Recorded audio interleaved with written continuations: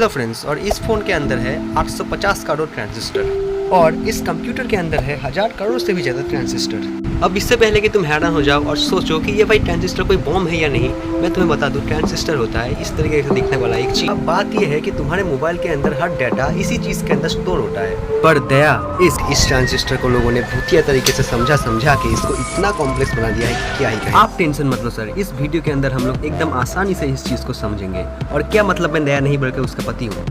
अब असल में ट्रांजिस्टर को हम लोग एक स्विच की मदद से बड़े आराम से समझ सकते हैं। जब स्विच ऑन होता है तब 1 और जब स्विच को ऑफ किया जाता है तब हम लोग 0 का यूज़ करते हैं। आजकल हमारे हाथ में जो स्मार्टफोन है उससे लेकर कंप्यूटर तक और ज़्यादा से ज़्यादा इलेक्ट्रिकल डिवाइसेस के अंदर इस ट्रांजिस्टर का यूज़ किया जाता है। वैसे तो ट्रांजिस्टर तरह तरह के होते हैं, पर इस वीडियो के अंदर हम लोग सिर्फ मॉसफेट के बारे में बात करने वाले हैं। तो फिर मॉसफेट का मतलब होता है metal oxide semiconductor field effect transistor, और इसके नाम पे मत जाना, तुम अकेले नहीं हो। सभी को इसका नाम पहली बार सुन के मंगल ग्रह से आया हुआ कोई तिरछी परिंदे जैसे दिखने वाला जीव ही लगता है। असल में एक स्विच को जैसे हम लोग मैनुअली ऑन या ऑफ करते हैं, ट्रांजिस्टर को उस तरीके से मैनुअली ऑन या ऑफ करने की कोई जरूरत नहीं होती, पर इसका काम सेम ही है। और वो काम है अपने अंदर से करंट को फ्लो करना या ना करने। तुम्हें पता ही होगा कि 2 तरीके का मैटर होता है, एक है कंडक्टर, अरे बस वाला नहीं, करंट कैरी करने वाला कंडक्टर, और दूसरा है इंसुलेटर जो अपने अंदर से करंट को कैरी नहीं होने देता। पर इन दोनों को छोड़ के भी एक तरीके का मैटर होता है, मतलब इन राक्षसों में से और भी एक बड़ा राक्षस, और वो तीसरा वाला है सेमीकंडक्टर। ये लोग तो कुछ भी नहीं है, असली सांप तो वो है।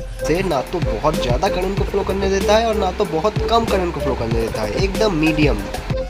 असल में सिलिकॉन एटम के पास 4 इलेक्ट्रॉन्स होते हैं और वो अपने आसपास और भी 4 सिलिकॉन एटम्स के साथ कोवैलेंट बॉन्ड बना के रहता है। चाहे तुम्हें हो कितना ही गम, अगर तुमने इसे दिया वोल्टेज कम तो ये नहीं होने देगा करंट को फ्लो। पर अगर तुम में है 10 कदम, अगर तुमने इसे दिया वोल्टेज जो कि नहीं है कम, तो फिर धड़ाधड़ बिजली जाएगी इसके अंदर से। ठीक है भाई, बिजली जा रही है, जाने दो, शायरी कर रहे हो करने दो, पर इससे हमें क्या फर्क पड़ता है। अब सच कहूँ तो सचमुच में इस प्योर सिलिकॉन का हमारे इंडस्ट्री में कोई काम नहीं है। इसके अंदर हमें थोड़ा सा मिलावट, अंग्रेजों की भाषा में बोले तो डोपिंग करना पड़ता है। असल में हम लोग डोपिंग से इलेक्ट्रॉन की संख्या को बढ़ा या घटा सकते हैं। अब ऐसे एटम जिनके आखिरी सेल में 5 इलेक्ट्रॉन्स होते हैं, जैसे कि फास्फोरस, इनको अगर हम लोग थोड़े से परिमाण में सिलिकॉन के साथ मिक्स करें तो उसे हम कहेंगे एन टाइप डोपिंग। अब ऐसे में होता क्या है, जो फास्फोरस के पास 5वां इलेक्ट्रॉन था वो फ्री हो जाता है। अब इससे सिलिकॉन की कंडक्टिविटी इंक्रीज होती है। अब अगर हम लोग करें ठीक इसका उल्टा, यानी कि ऐसे किसी एटम जिसके आखिरी सेल में 3 इलेक्ट्रॉन्स है, जैसे कि बोरॉन को हम लोग सिलिकॉन के साथ मिक्स करें तो हमें जो मिलता है उसे कहेंगे पी टाइप सेमीकंडक्टर। ऐसे में बोरॉन और सिलिकॉन के बॉन्ड में एक इलेक्ट्रॉन की कमी होगी जिसे हम लोग होल कहेंगे। अब तुम्हें लग रहा होगा लो भाई का दिया ना सत्यानाश, इतने आराम से हम लोगों ने एन टाइप सेमीकंडक्टर बनाया था जिसके अंदर इलेक्ट्रॉन्स थे जो कि जल सकते थे।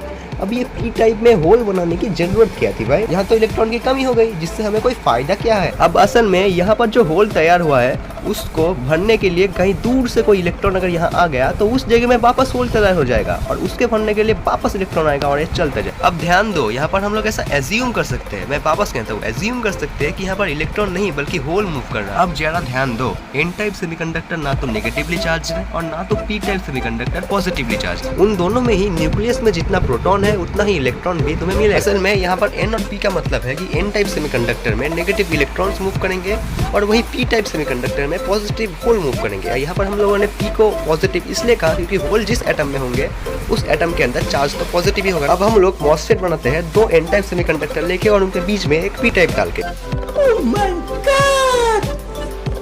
अब हम लोग ले आएंगे 2 तार और उन्हें लगाएंगे 2 एन टाइप में, और इन दोनों तार में कोई विद्युत नहीं है।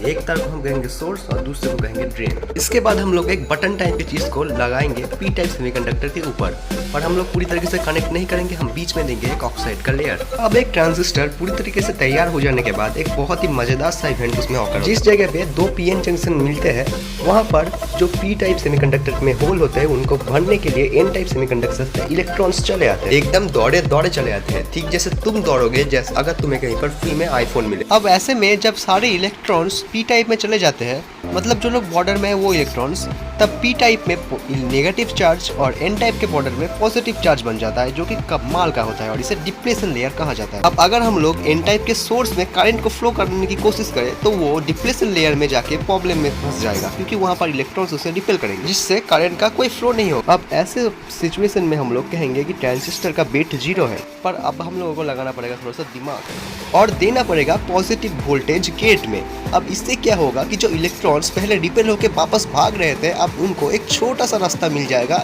जाने का और यहाँ से करंट फ्लो होना शुरू हो जाएगा।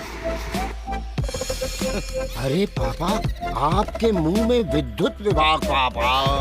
अब क्या ये कमाल का नहीं है कि इस ट्रांजिस्टर के मुंह में लगे हुए इस गेट के अंदर वोल्टेज देने से या ना देने से हम लोग इस सॉलिड चीज के अंदर करंट के फ्लो को कंट्रोल कर सकते हैं।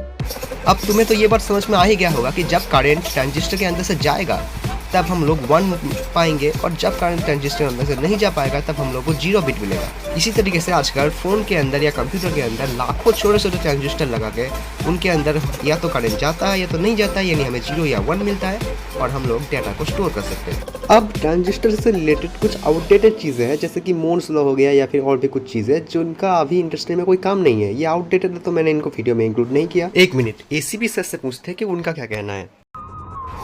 ठीक है दया, मुझे तो ये समझ में आ गया कि ट्रांजिस्टर काम कैसे करता है, पर कुछ तो गड़बड़ है।